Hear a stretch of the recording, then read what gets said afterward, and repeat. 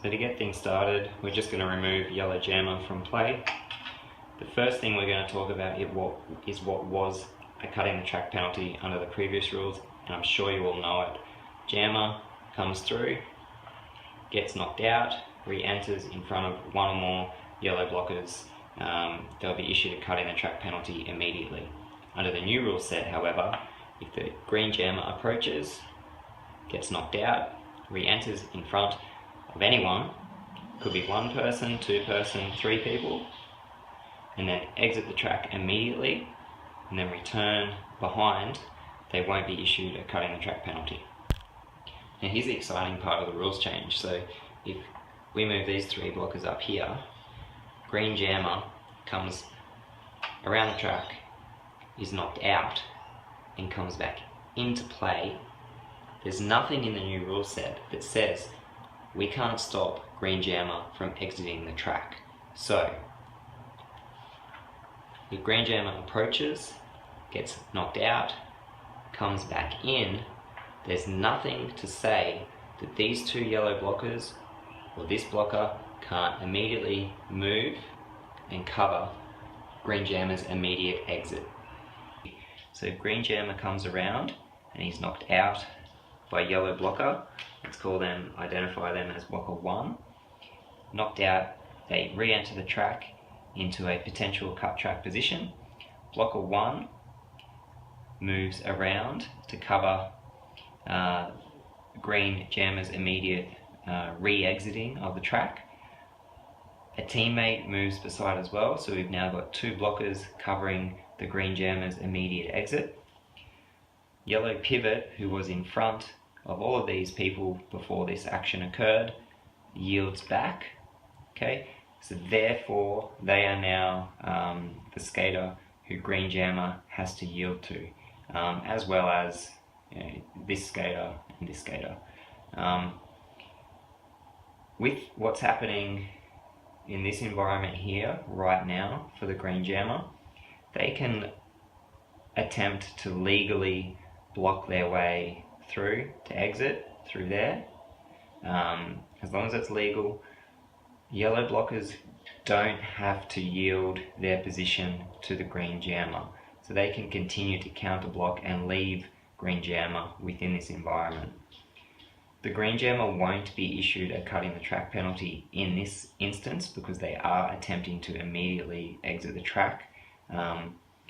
However, the green jammer won't be able to just skate forward 5, 10 feet, whatever, to beat these two skaters and then exit, because it wouldn't be yielding their position. They will have to consider, in my opinion, an exit to the outside of the track and then yield their way back on the outside of the track. That's obviously a disadvantage which the yellow blockers have created, because this is further than skating back on the inside. If there's a little battle happening here and green jammer knocks blocker 1 over, who was the initiator, and out, say if that skater gets knocked out by green jammer then ends up getting out, green jammer will have superior position on yellow blocker, who has made the decision to continue blocking the green jammer. So green jammer is still going to need to yield back behind this skater, yellow pivot. So they'll move behind yellow pivot, and the yellow blocker is going to have to go back behind the green jammer. Considering this example further, if we reset our yellow blockers, reset our jammer. So if green jammer approaches the line, they get knocked out, they come back in. If green jammer knows that yellow blockers are going to move to cover this inside line here, so they can't exit, so they'll move around like that. Green jammer can't immediately just skate to the outside to exit. It's not an option. In terms of the green jammer being lead, and let's consider that the yellow jammer has returned to the track. and they're approaching the back of the pack. So green jammer is lead, yellow jammer is not lead. So they're approaching the pack. So just assume for me that yellow jammer is also moving, putting green jammer under pressure. So green jammer will come around. They're trying to score points on the yellow blockers. So they've come around, they've made contact with the rear of the wall, they've been knocked out, and then they've come back onto the track. So at this point in time, green jammer is going to be considered by the referee as in a potential cut track position. If green jammer calls it off whilst they've made contact, gone out and come back in, and then calls it off, they will be issued a cutting the track penalty. If the green jammer was to get knocked out, come back in, get off the track, then call it off, they would not be issued a cutting the track penalty. One instance that I'm not too sure on how it would be officiated is if green jammer is approaching the yellow wall, scoring points, they are lead jammer. Let's say that the yellow jammer is not too far behind, so green jammer wants to get some quick points and call it. So they've approached the back of the yellow wall, they've been knocked out, they've returned in play, potential cutting the track position. They then start to call it off whilst they've come around and back into play. What I'm not sure of is whether the jammer ref would call it off or whether they would issue the cutting the track penalty immediately, allowing the current jam in play or jammer within that jam to have the advantage at that point in time, or whether they would call the jam dead and allow yellow jammer to start with a power jam. Not sure on that. So let's have a look now at how this cutting the track penalty would work with strategy within your packs, within blocking and goating and all that kind of stuff. So we're going to move this drill over to this other corner over here. So we are going to remove our jammers for clarity. We're going to leave yellow on track with 4 blockers. We are going to give green 1 blocker. We're going to put 2 green blockers in the bin, and this green blocker here has just been issued a penalty. So let's assume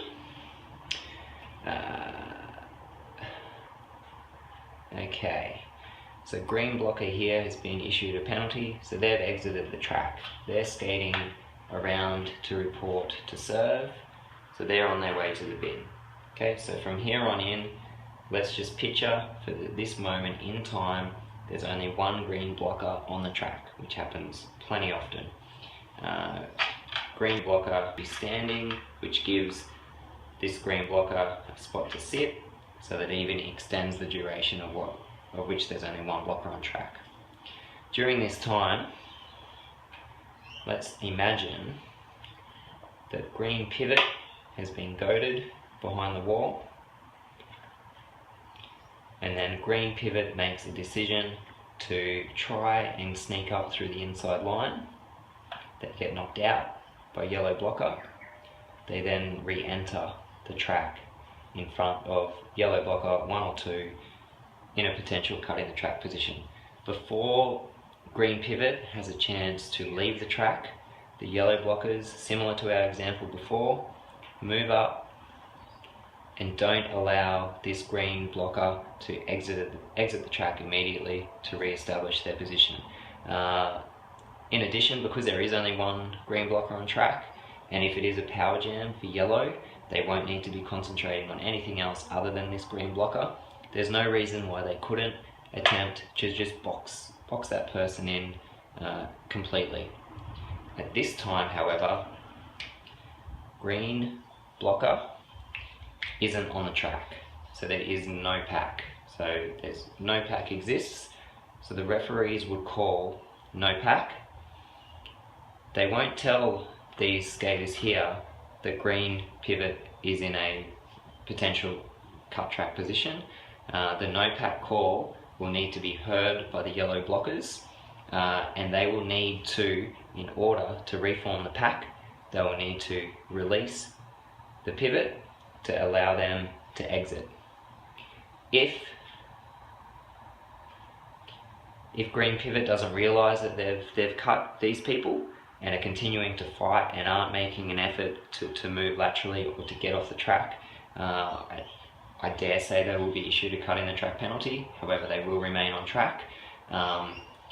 What I'm not sure of is if they are issued a cut in the track penalty for their manoeuvre, which has got them around and back on the track, and then they're continuing to fight within here and not make an effort to exit, and it's a sustained no pack, and they're then issued a cut in the track penalty, whether or not just that one penalty will apply, and once that penalty is awarded, the green pivot will be given a cue to remain on track and pack will be redefined, or whether green pivot will then still need to exit, re-enter behind and continue. I don't know that. We're going to have to wait and see what happens there. It is pretty theoretical that would happen, but it just really does depend on what strategies yellow team will implement when they are goading people.